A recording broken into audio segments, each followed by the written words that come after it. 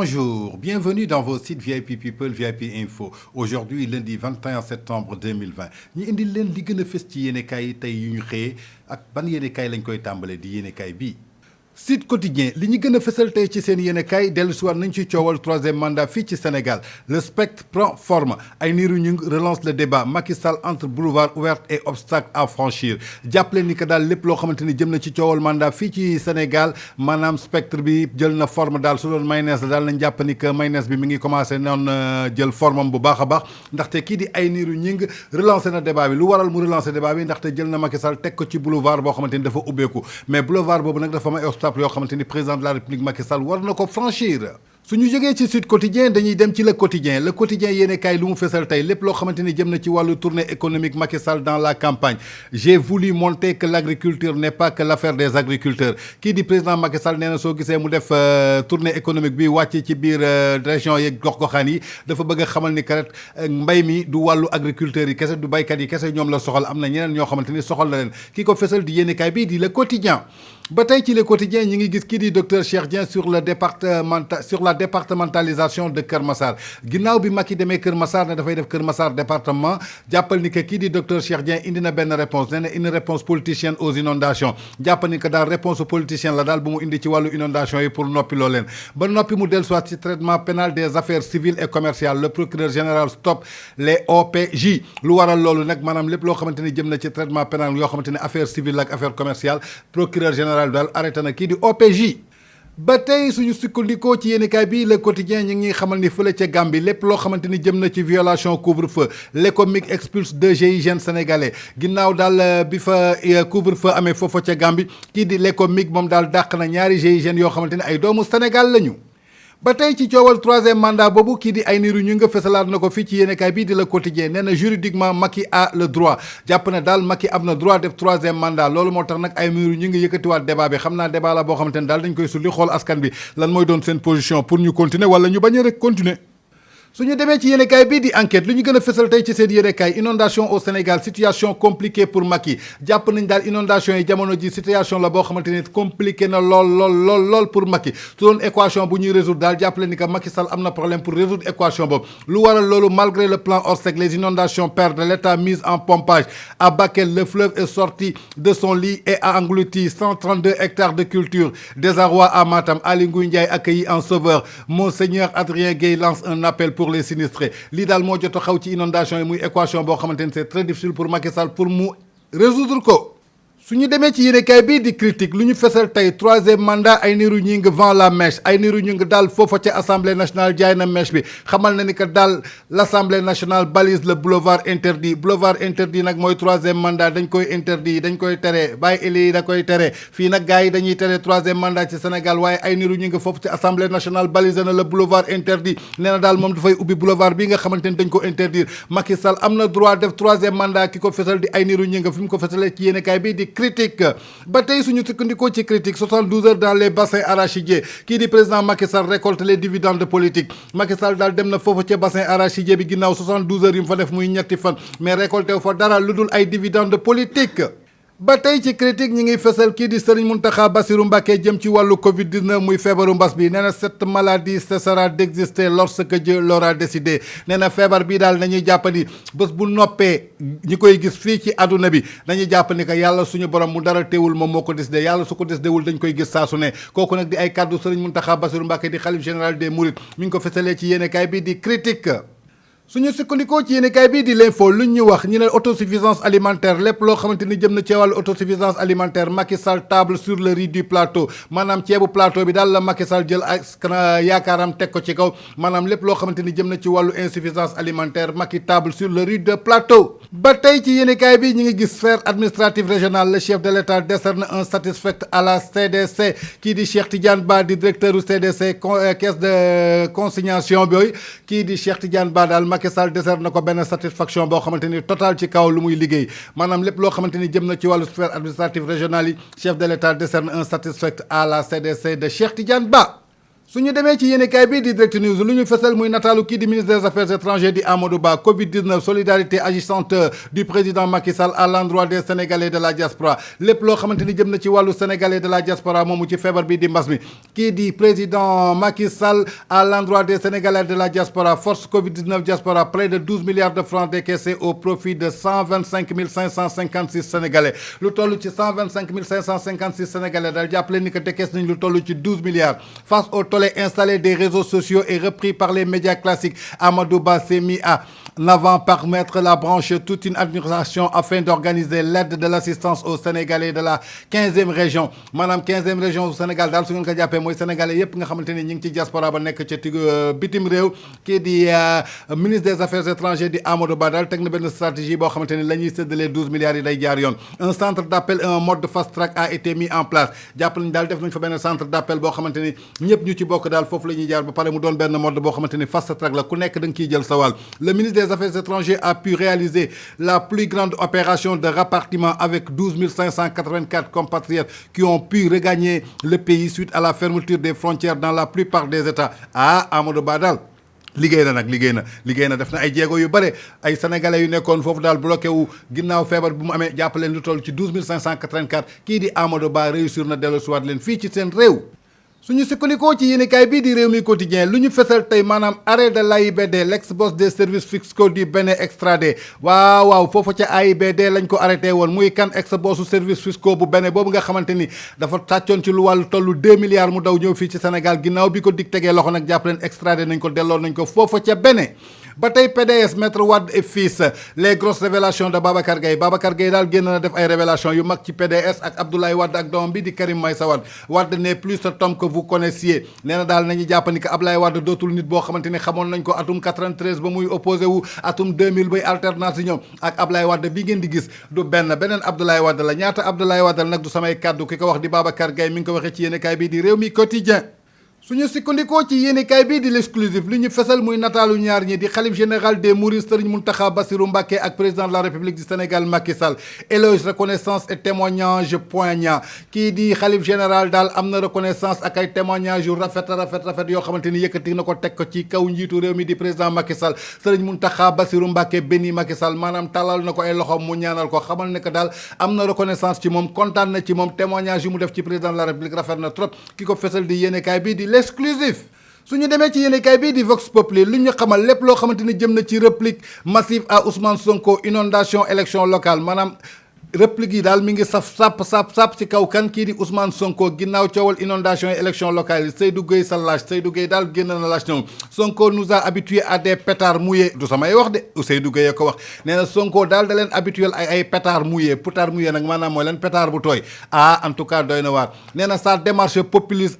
et anti-républicaine renseigne sur ces handicaps massifs pour un homme qui veut se construire un destin national un audit est toujours utile pour rendre compte et apprécier l'efficacité d'une gestion et mesurer l'impact des programmes mis en œuvre ki ko fësal di Seydou Gueye ci yéenekaay bi di Populaire il faut retenir les élections en 2021 et stabiliser une fois pour toutes les questions électorales kii di Seydou Gueye daal yaakaar naa ni li ñu naan tontu du frox tontu na kii di Ousmane Sonko xamal na ni que Ousmane Sonko daal benn habitué la maanaam ay pétard mouillé lay joxe démarche am dafay polluer atmosphère bi en la yor maanaam Ousmane Sonko daal dafa rancunier dafa mel ni en moo nekk ci xolam ba pare affaire u républicain bu muy wootee dara nekkul ci moom muy wone benn handicap boo xamante ni dafa massif ci benn nit boo xamante ni da nga bëgg a construire un destin national bëgg a jiite réew mi en tout cas doy na waar loolu la Seydou Gueye fësal ci yéenekaay bi di Vox Populi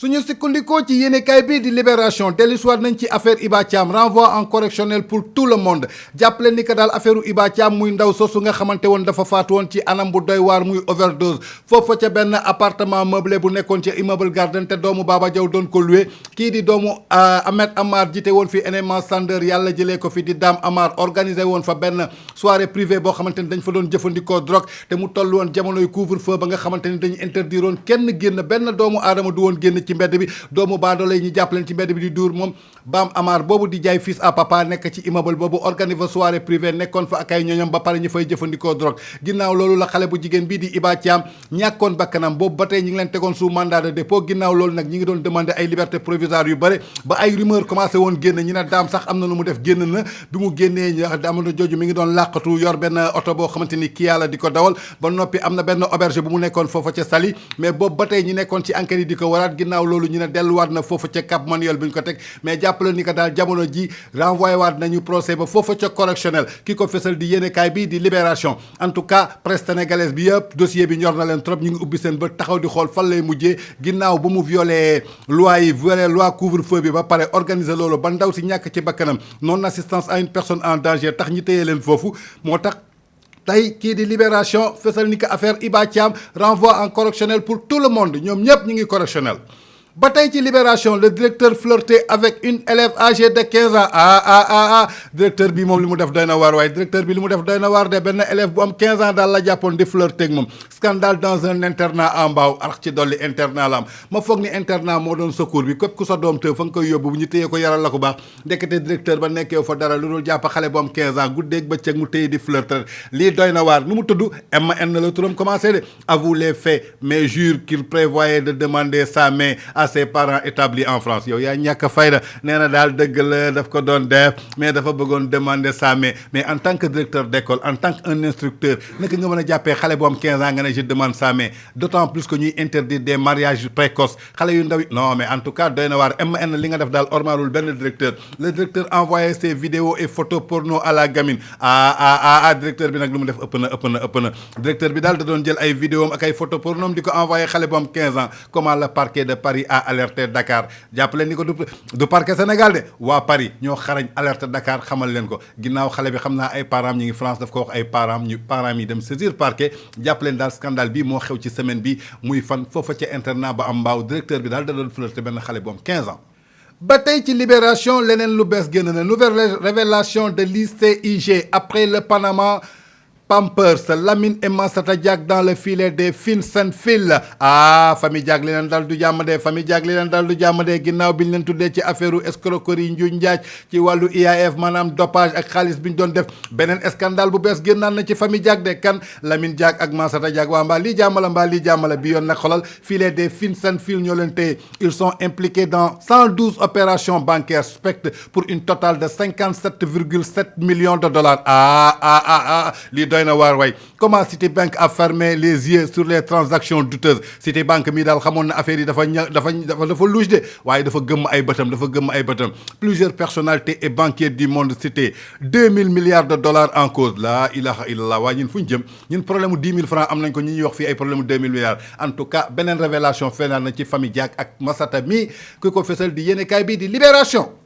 su ñu demee ci yéenekaay bii di l'Observateur lu ñu fesal tey altine ñaar fukki fan ak benn ci weeru septembre atum 2020 étude cancérologique alerte rouge pour les fumeurs tokkatu cigarette yi def leen ndànk nag benn étude cancérologique génn na de alerte rouge bu garaaw a garaaw cigarette bi daal muqi taal Marlboro Excellence Camellia ku ko moytul léegi nga faatu ne ma lu tax nee naa cancer bi génn na de les graves chiffres de la maladie au Sénégal la tranche d'âge la plus touchée loolu yëpp l'Observateur xamale na ko en tout cas étude bi ñu def ci wàllu cancérologie bi képp koo xamante ni yaa ngi doon jëfandikoo cigarette bi su yeboo na nga ko teel a bàyyi ndaxte liñ ci gis doy na waar de en tout cas doy na waar ba tey ci l'Observateur pandémie du Covid-19 banque les échéances du drame les terribles conséquences du non-respect de la directive présidentielle entre conjecture désespoir et peur du lendemain en tout cas doy na waar banque échéance ak drame rek fi am Covid-19 billaay wallaay mooy musiba mbaba kumba boo xamante ni yàlla wàccee na ko ci adduna bi ñu juddoo ba tey doy na waar Macky Sall une tournée de satisfaction et de couac maanaam daal tournée bi am na satisfaction am na ay couac tournée bi fan la woon visite ba mu doon def foofu ca Fatick Kaolack ak Kaffrine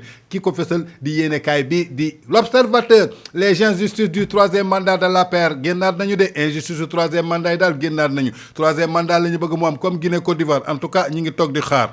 ba tey si l'Observateur ñi ngi xamal fugg la maanaam dafa daw wala dañ ko kidnapping mystère autour de la disparition d'une joueuse de Thiaroye Basket Club l'amant et les substitutions du père en tout cas doy na waar xale bi daal basketteuse la foofa ca Thiaroye Basket Club dañ ko kidnappé wala moo daw dem yoonam en tout cas doy na waar mystère daal am na ci biir la ci am solo daal yéenekaay bii di l'Observateur fesal na ko suñu sukkandikoo ci yéenekaay bi di Le Quotidien suñu naataango bi di Babacar Dione jiite ko lu mu fesal tey Macky Sall le tour du Sénégal en promesse jàppal ni daal kii di Babacar Dione fesal na tey nee na Macky Sall def na touru Sénégal ak lan ak ay promesse maanaam digee ret waaye nee na ñu diggee bor la waaye ñun dañuy lu ñu jàpp ne 2012 ba tey jii ñu ngi ñuy dig ret campagne fu mu amee ñu dig ñu su élection passé du ñu gis dara jàppale ni que daal jamono ji Macky mi ngi defaat tour du Sénégal ak ay digee daal digee bor la maanaam loolu dig nit ñi su yeboo na nga ko sàmmoo rek delloowaat leen ko ki ko fesal di yéenekaay bi di Li Quotidien ba tey ci Li Quotidien may sa baabu économiste cette visite va coûter une fortune nee na visite bi Macky Sall di def ci xaalis bu bëri lay jur waa ginnaaw xaalis bu bëri lay jur te moo bañ def visite bi jël xaalis boobu def jugal ko ci askan bi pour ñu defaraat réew mi en tout cas du samay wax waxu kii la di may sa baabu économiste suñu sukkandikoo ci yéenekaay bii di Rewmi Sport ginnaaw match bi amoon ci diggante Chelsea ak Liverpool doomu sénégalais boobu di fa liggéey muy Sadio Mané bu Bambali un doublé de Sadio Mané jàppale ni que daal match boobu Sadio Mané ñaari but la ci dugal maanaam doublé wane waat na force am wane talaam xam na ni que daal attaquant dugal attaquant but attaquant mbëkk dóor kii di Sadio Mané daal defaat na jéego foofu ca Liverpool ginnaaw samedi bii ñu génn digganteem ak Chelsea Liverpool daan Chelsea si ñaari bal ci dara. ba tey ci Rewmi Sport ñu ngi fësal ren les adieux de Mendy à ses coéquipiers kii di Edouard Mendy nag di gardien ba bu nekkoon foofa ca leen ginnaaw ba mu signé contrat am foofu war a dem foofa ca Chelsea jàppale ni que daal def na adieem ak coéquipiers yooyu xamante ni ñoo nekk na woon foofa ca ren ki ko fësal nag di yéenekaay bii di Rewmi Sport. ba tey dañuy ñëw ci yéenekaay bii di record lu ñu fesal encore muy nataalu Sadio Mané ginnaaw semaine bi Angleterre doublé contre Chelsea Sadio Mané écrifie les bleus Sadio Mané daal jàpp na waa Chelsea écrifie leen ba ñu toog todd troisième red à réussir un doublé à Stamford Bridge kooku du kenn ku dul Sadio Mané Kouyaté et Crystal Palace punish les Reds de David Ronaldo et la Juventus parlent fort Ronaldo daal ak Juve ñi ngi wax bu baax a baax Naples de Koulibaly du bien au pied doy na waar Kalidou Koulibaly daal moom ka am franchement les critique na muy première journée série A foofu ca Italie ba tey suñu sukkandikoo ci yéenekaay bii di record ñu ngi xamal le Real Madrid calé en démarrage maanaam démarrage yu championnat foofu ci Espagne daal kii di Real Madrid calé nañ ko de lu ko calé nag doy na waar deuxième journée rek déjà ñu calé la Real jóg leen waay suñu sukkandikoo ci yéenekaay bii di suñu lamb lu ñuy xamal maanaam muy combat acté promesse d'une rude bagarre Boy Niang 2 et Tapha Tine annonce la couleur Pape Thialis ñëw na Boy Niang 2 Tapha Tine le combat du siècle jàmmaleen couleur yi commencé na feeñ de verte le jaune le rouge le wala en tout cas jàppale ne que daal combat bu acté lay doon promesse yi commencé na rude bagarre dina fa am Tapha Tine ne na dinaa xeex Boy Niang ne dinaa xeex kurpeñ yi dina bëre dama ne tamaate bi dina bëre deret bi dina bëre en tout cas ku bëgg a gis combat daal bu raté combat bi di Tapha Tine ak Boy Niang ku ko tëgg di Pape Nialis Boy Niang lu mu wax nag nee na la bagarre est inévitable kenn mënul éviter bagarre sama diggante ak Tapha Tine rien ne peut m'ébranler nee na dara jaaxul ko waa Tapha Tine loo wax nee na c'est le combat de l'année soulever Boy Niang pour le déposer à terre Tafa Boy Niang nag du ñeexu ñebe waaye nga ne da nga koy soulever déposer à terre en tout cas loolu la Tapha Tine wax bu ñu ko waxee ci yéenekaay bii di suñu lamb jërë ngeen jëf ginnaaw bi ñu leen indilee li gën a fes ci seen yéenekaay tey altine ñaar fukki fan ak benn ci weeru septembre atum 2020 di leen naan seen site yi di VIP People VIP Info ngir am ay xibaar yu leer te dëggu su ngeen abonné ba noppi bu leen fàttee bés cloche de notification bi d'ici là nous vous souhaitons de passer une excellente journée di leen jox dig daje ëllëg ci suba incha allah